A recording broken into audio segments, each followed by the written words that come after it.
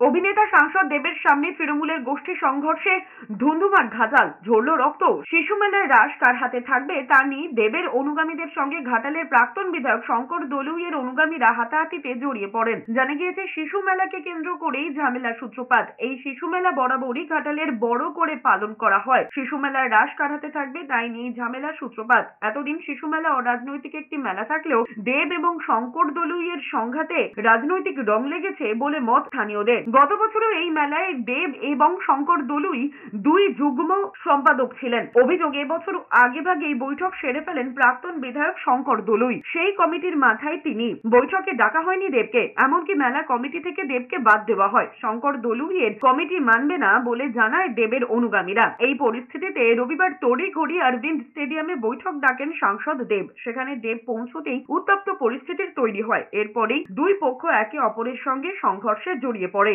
লাঠি রড নিয়ে হামলা চালায়, বেশ কয়েকজনের মাথাও ফাটে, ভাঙা হয় চেয়ার টেবিল। দেব পরিস্থিতি নিয়ন্ত্রণে আনার চেষ্টা করলেও লাভ হয়নি। খবর পেয়ে বিশাল পুলিশ বাহিনী গিয়ে পরিস্থিতি নিয়ন্ত্রণে আনে।